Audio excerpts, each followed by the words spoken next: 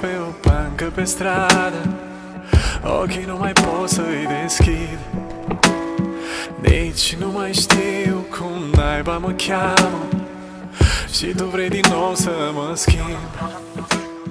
George urmează să lanseze o piesă cu Joe, piesă foarte frumoasă, compusă de el însuși. A ținut neapărat să menționez că el a făcut piesa. Îmi pare rău, da, știu, am înșelat destine.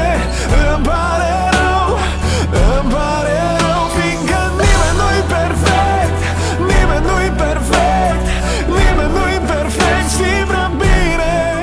S-a întâmplat să mă sune George să-mi propună să facem piesa asta și mi-a plăcut foarte mult și acum suntem aici, filmăm. M-ai făcut dependentă de tine, cad în plasa ta de povești. În lipsa ta eu tu cine avea 150 telefoni sunare? Pentru o seară am visat melodia Nimeni nu-i perfect. Era fix de Sfânta Maria pe 15 august anul acesta. M-am trezit din somn undeva pe la 4 dimineața și am început să filmez pe telefon. Eu stau întins pe o bancă pe stradă. Doar asta am visat. Nimeni nu-i perfect, vezi?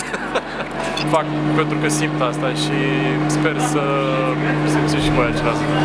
Fiindcă nimeni nu-i perfect, nimeni nu-i perfect, nimeni nu-i perfect, știi prea bine. Nimeni nu-i perfect, nimeni nu-i perfect.